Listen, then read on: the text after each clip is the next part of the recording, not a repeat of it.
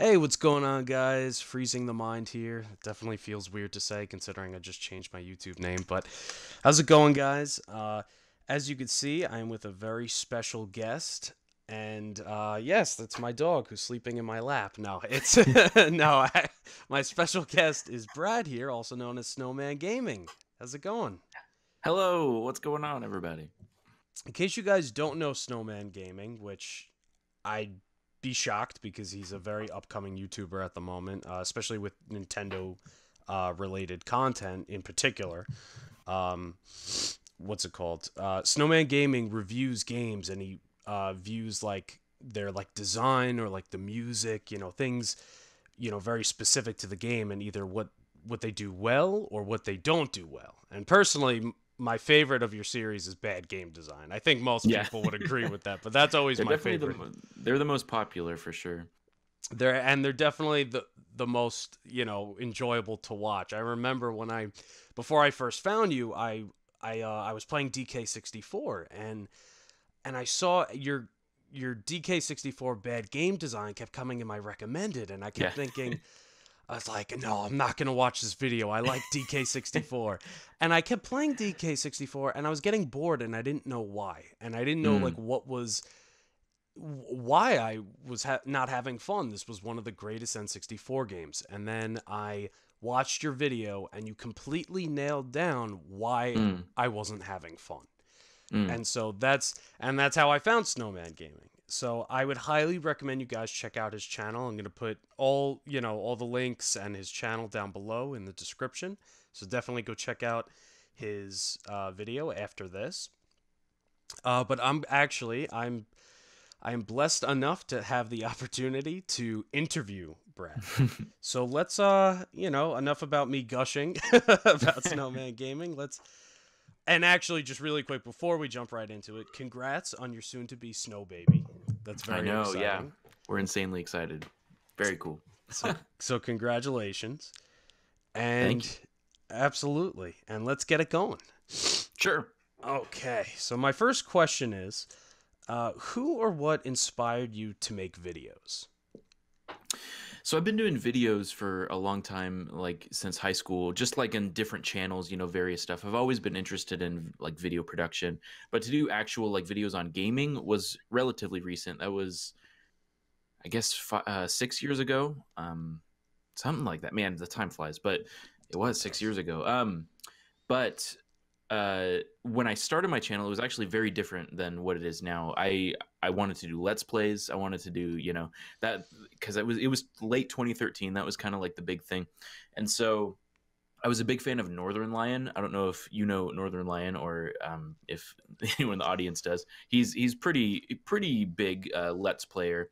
He does like Binding of Isaac videos and a bunch of indie. He's big on indie games, and I kind of just wanted to be like the next Northern Lion. I was like, I'm gonna do Let's Plays. I'm gonna do a bunch of that stuff. It wasn't until almost a year into having that channel that I started to do game design stuff. I started to really like dive into there were a few YouTubers that I think really kind of inspired that. So Ego Raptor did Sequelitis. Like, I mean, way back in the day, that was like the only game design videos on YouTube. Um, Sunder is a really great channel. He doesn't make videos anymore, but he had a series called Levelhead that was I loved, very like insightful. And even another guy named VZ had a really good just analytical channel. He did a thing where he went through the Donkey Kong games too. He did Country 1 through 3. He did a video on DK64 and stuff. And all that I think just inspired me. It was like I started to look at games differently. If you watch the very first Good Game Design, I say how like I didn't really think about game design very much before now, and now it's like all I can see. So that kind of inspired the change, and then now that got really popular, so I kind of just really focused on that, and I love making it. So yeah. That's that's pretty awesome. As I was talking about before, like I was playing Donkey Kong 64 and I wasn't understanding why I was kind of getting so bored of it so quickly. And I think that a lot of times gamers will blindly play games and because it's like either their favorite company or their previous games were so good so they're trying their best to make it work. I think a lot of people could argue Sticker Star and Color Splash are very good Sure. examples of games people tried to like as much as they Right. can because of the previous ones being so good. But then when I watched your DK64 video, I completely understood, and it's, it's important to focus on all the different aspects like music and, mechanics, everything. So that's really cool. I think a lot of people like viewed that video that way. Like they loved it. I got so many. I mean, there are tons of comments that are, I love this game. Some of them are like, you suck. I love this game. But some of them are like, I loved this game, but you make really good points. And that's kind of the way I approached it, because I was that way too. Like I say that in the video, that like that was me. I was the kid that loved this game as a kid and going back to it. So yeah, like I'm happy that was kind of the general consensus, that it's like looking Right. at it through a different lens. Right. And that's the thing too, is that I do still love the game, but it's, in terms of like a collectathon and a platformer, I would still say that Banjo-Kazooie does a lot of things better in Yeah. regards to like note, distribution and location. So, Yeah. Hmm. absolutely. So, cool. Okay. Um so my second question is, what are your top, now this is a hard question for Yeah. gamers. What are your top 5 favorite games of all time? And just generally speaking, Mm. why are they your favorite? Okay. Well, I'm huge into platformers. That's always kind of been my favorite genre. I unequivocally, and I will definitely always say this, my favorite of all time, number one, is Donkey Kong Country 2. So, Nice. the best platformer I've ever played. Always, it's the game I can play forever until the end of time. Nice. I guess to sum it up, it's just the best of the DK series. It takes the best parts of one and adds to it before three got like too crazy and it was just all over the place. So it's Mm. just kind of like that perfect, it hones in. It's just like insanely perfect platforming. Um, but just platformers in general. So I loved Mario Odyssey. That's probably in the five somewhere. I loved Dark Souls, like the original Dark Souls, like changed my life in terms of getting into just like challenging games and the accomplishment you feel afterward.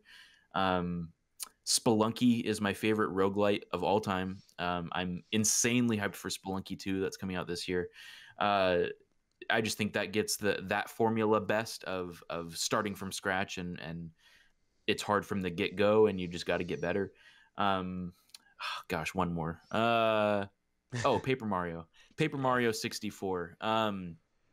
It's funny because I love Banjo Kazooie. I mean, that's probably in there in the top 10 too. But Paper Mario 64, that one I'm totally willing to admit is all nostalgia. I mean, I still think it's a phenomenal game, but like that defines my childhood so much to me, and I always loved it. I played Thousand Year Door. We were talking about this earlier. I have a Thousand Year Door thing on the wall. I played that one way later, like when I was in college, and still loved it. And it was an amazing sequel. But 64 just has like that place in my heart. So I always loved that. I always thought it was interesting when I watched, your 1,000 Year Door video, because I, I grew up on the N64. That was Yeah, essentially like my first console. And then the GameCube was the one that really made it for me, because it was like, I was like 8 at that point. So I could kind of sure. like remember everything.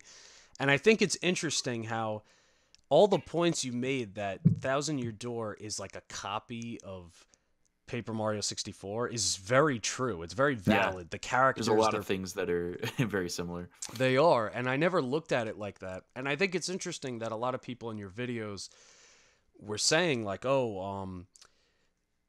I liked the 1,000 Year Door better," and it made me wonder if it's like a generational thing. Like, it's Probably. I would think so. that I think that's why, because I always thought that the 1,000 Year Door was better, but then when you said how similar it was to 64, I was like, yeah, well, he's absolutely right. The characters, even the story is very similar. So I definitely think in some cases, you know, um, sometimes games are received differently because of generations.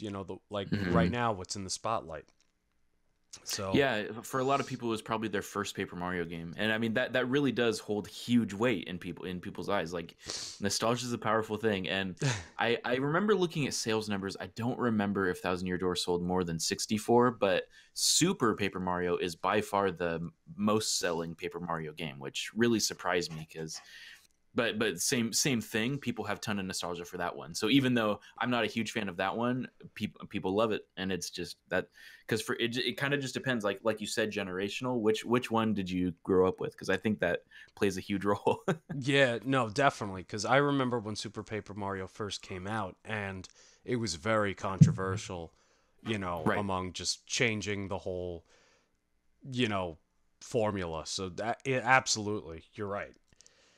All right, cool. So our third question is, when playing a video game, are there certain aspects that you like to focus on more? So do you like to focus on music, graphics, story, everything as a whole? Mm. It's a good question. Like I said, definitely like how it's designed, or how like how different how it teaches you is a big thing I focus on. Or but that's more, again, that's more recent. Like growing up, or up until recently, music was huge for me. I always loved music in games, or like learning it, like to play it on. I grew up playing guitar, and I always loved learning to play them and stuff. Um, so I was always huge on music, or really just like, is it fun? I mean, and that's like, Yeah. that's probably like most people, but yeah, now, story's not huge for me. I know a lot of people get just engrossed in story. For me, it's gameplay. How does it feel? How does it just feel natural? Does it feel good to play? Um, but all that's related to, like I was saying, its design, its level design, its layout, how it teaches you, all that contributes to that. How good does it feel? Because if you're thrown into a level and you don't know what you're doing, that sucks. And if so it's how, like, game feel, but also just like its actual design and layout that I kind of really analyze now. That's awesome. I like particularly that you said about music. Yeah. I think that you wouldn't know this, and actually, I don't think many people on my channel do know this, but I was a video game music composer for two different Oh, wow. companies, and That's awesome. yeah, and right now I'm donating to an indie developer music to um, Jeff Game Dev, who actually he's the first person I ever interviewed. And so he's making a game that's similar to Earthbound. It's very ambitious, and I'm excited, as because we keep getting more and more, and he's doing a great job. But I just thought it was very interesting that you said music, because I always kind of find it a shame when people like don't really talk about the music, because in my opinion, like, video game music can make or break a game. Oh, And and it's just as good, if not better, than any other music. Like, it always gets like down a peg, like, oh, it's video game music. But like, I mean, in terms of like complexity or emotion, or like, oh my gosh, it's incredible the stuff you can do.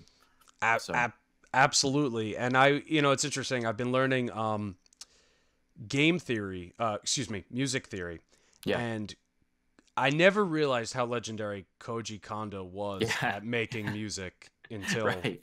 I mean, he's absolutely unbelievable. When you dive seriously, when you dive into it and like actually look at it or learn it yourself, like, man, you get a huge appreciation for it, for sure. Absolutely. Do you play like piano, or like what do you play? So I I actually don't play anything. I I literally, and in fact, I started playing Banjo Kazooie like 4 years ago for the first time.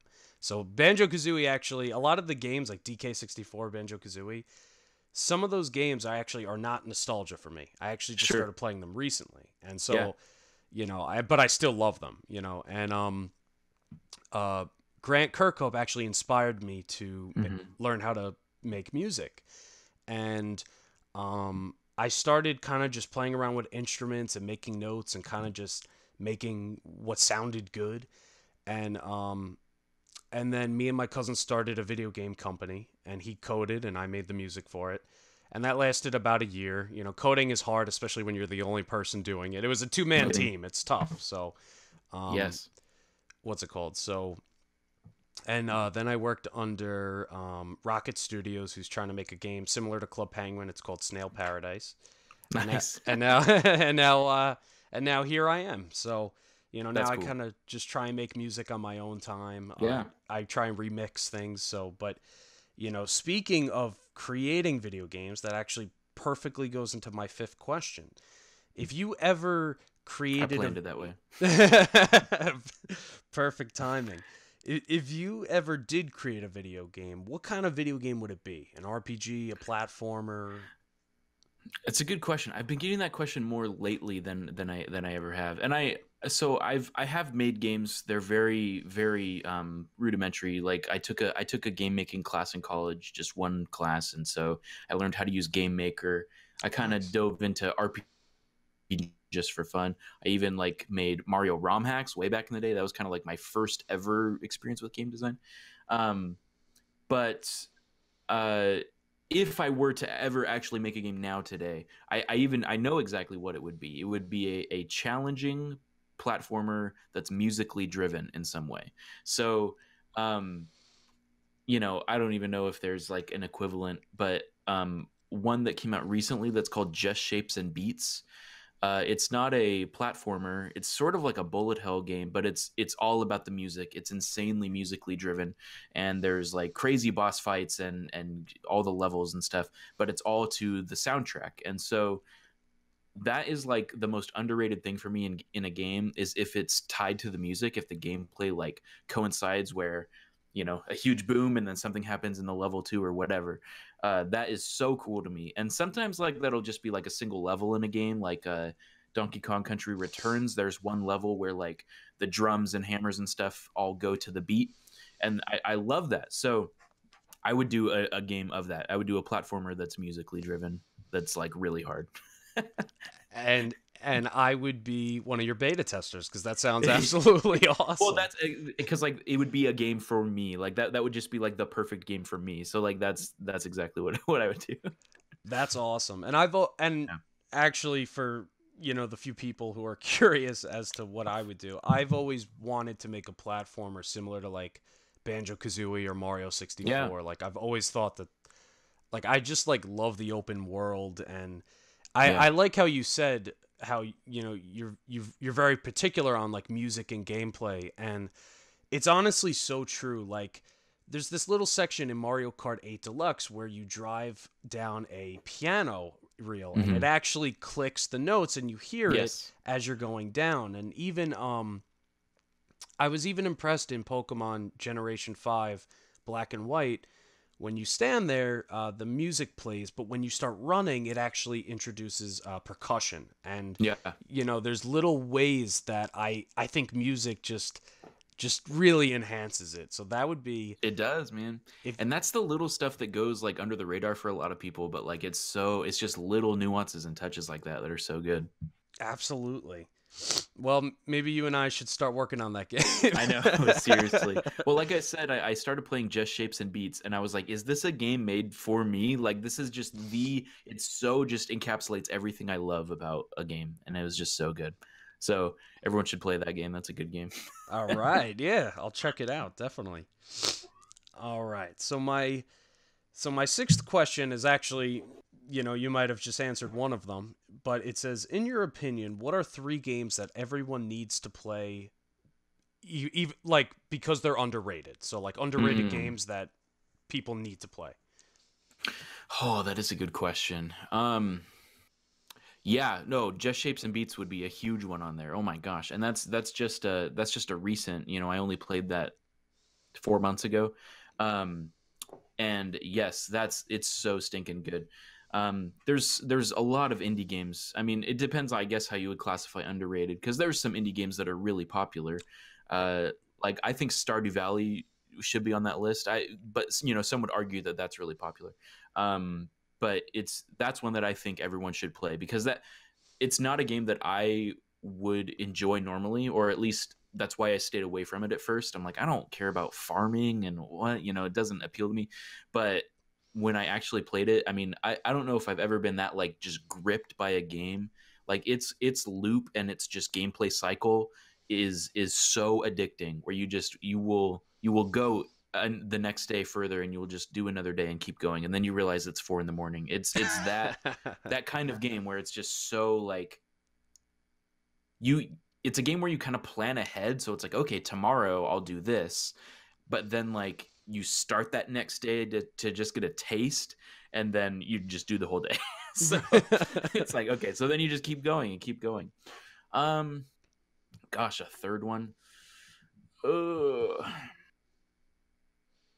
mean, there's so many, right? It's like I could name a ton of like Metroidvanias and stuff. Like I think one of my favorites is Ori and the Blind Forest. I mean, I know that's again, it's like debatable of in terms of underrated, but I loved that. That's another one that has a sequel coming out this year.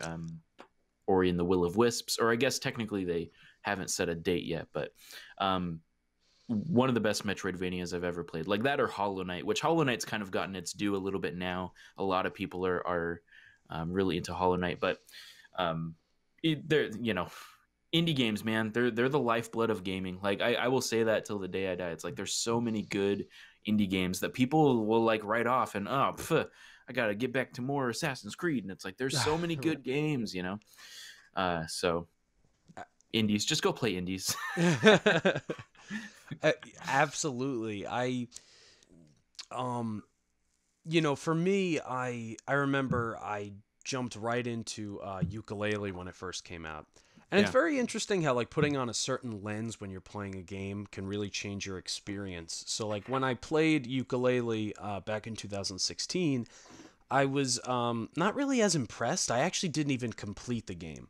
And I just recently got a physical copy on the Switch. And believe it or not, I'm actually loving it because I'm kind of taking in the dialogue and really listening to the music and the power-ups, and it's actually flowing a lot better. But you know, regards to, I wouldn't really consider that an underrated game in a way, only because it's made by Banjo-Kazooie, which in my opinion is probably one of the best games ever, actually, and one of the best N64 games. But you know, it's interesting because that's one reason I really enjoy watching your videos, is because you will cover games that I just look at and I'm just like, no, I won't like it. And then I watch your video and I'm like, I gotta go buy this like right now. Like, so ukulele, I was gonna say, I think they did give a lot of quality of life improvements over the last couple years. Because same thing, I played it on release, and then I haven't gone back to it, but that's just what I've heard, is they've greatly improved it since then. So that's good to hear that because same thing, like I had huge high hopes for that, and the team behind it, and they're so good. But yeah, so that's a good one. And don't get me wrong, that there's definitely things that because I'm a huge critic of it, and that's because I love it. You know, that's to me, that's what people like you and me are. You know, we're critics of the things we really love because we want to make it better. You know, totally. And, so, you know, but it's true. Indie games are like really coming into the spotlight, and and there are really good ones coming out as well. Yep. I'm glad they're getting their due for sure. Absolutely. So let's see. So we are actually only 2 questions away. From our from our finale. So my 7th question actually is, what inspired your name behind Snowman Gaming?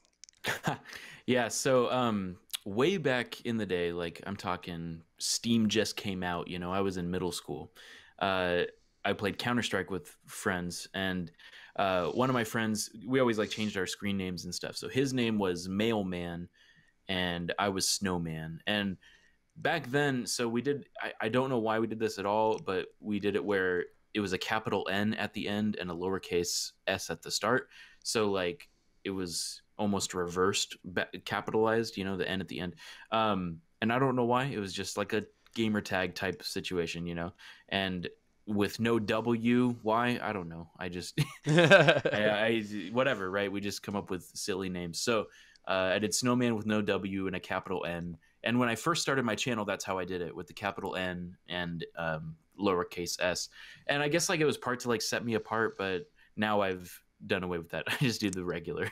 So, but I'm glad I did it with no W. I think that's part of just like sets it apart. Like if you type Snowman Gaming with a W, I mean, now I still pop up, but like there's hundreds of Snowman Gamings that have a W, and they're like, I mean, you know, they're insanely small channels or whatever, but Right. I think I'm the only one with no W, and so it's like, aha, that's set you apart. Well, and it's funny too, because for a while when I did first subscribe to you, I would just type in the W just because my mind Right. said that's how Most people Snow. do. Right. Right. And it's funny because I would see all these channels and I'm like, wait, that's not him, that's not him. Yeah. Be like, oh, that's him, you know. Which one is it? Yeah. And and it's cool though because it does set you apart from, you know, like to me that's now like I wouldn't want it spelt any other way. Like that's Right. you and it's perfect, Right. you know.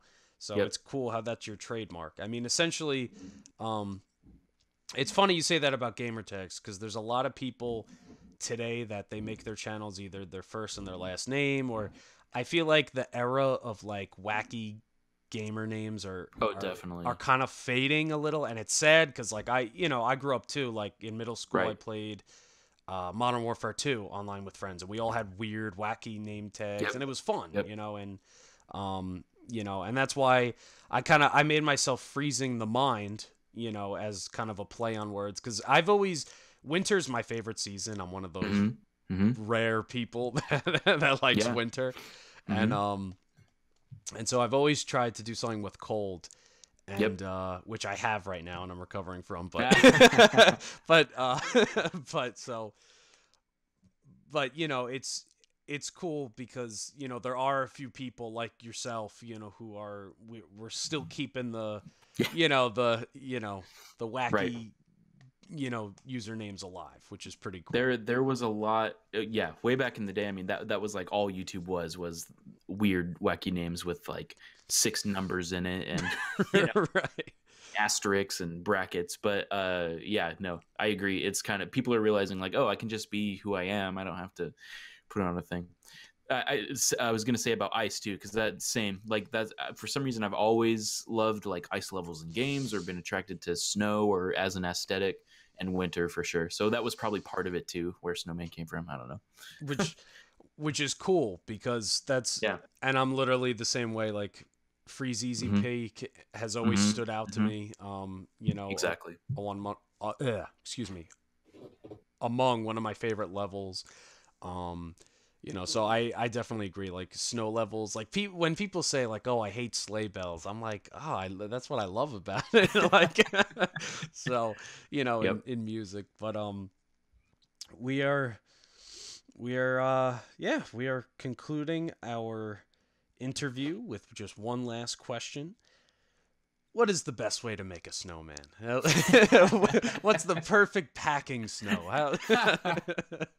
That's funny actually that you say that. So we had a huge snowstorm here in Seattle like 2 months ago, and so I did go out and make a snowman, and it was more like, you know, if I don't, like, people will ridicule me to no end. You had snow and you didn't make a snowman. So I went out and I made one, and yeah, you gotta have some what's the word, moisture in there. Like if it's very dry snow, it does not pack, will Right. not make a good snowman. So at this point it had snowed and you know, froze and snow and rained, and so it was very wet snow and it packed amazingly. Here's the trick, right? So rookie mistake, you make a ball and you roll it, right? Like that's how you're supposed to make a snowman. No. You get it all and you like pack it to like bring it all to you, make a giant mound, and then roll that, because Okay. then you just, you know, you can shape it afterward. That's what I did.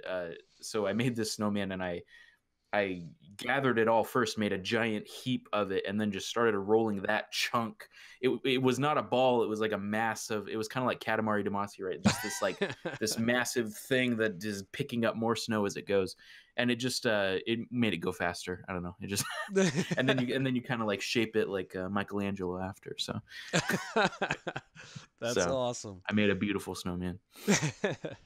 That's awesome. I remember you posted it too on Twitter. I love it. And I was like, wow, that's awesome. Said this is my brother. So, all right, awesome. Well, I think that concludes our interview.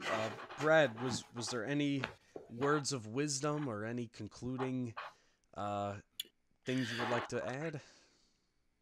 No, well, I guess just that, you know, look at games through different lenses sometimes. Kind of, we were talking about that a little bit. Of you might be really surprised how much you really love something if you give it a chance. So, just in terms of like myself with game design, where it's I never I've had just such an interesting run with game design over my life, where I never really thought about it, but then like as soon as I dip my toes into it for the first time, it's like this whole new world was open to me, and now it's like I love this stuff. So don't be afraid to like, go try, like, view something in a different way or try something from a different aspect, and you might be surprised, like you might find that thing that you love when you didn't expect it or whatever. So that's what I would say.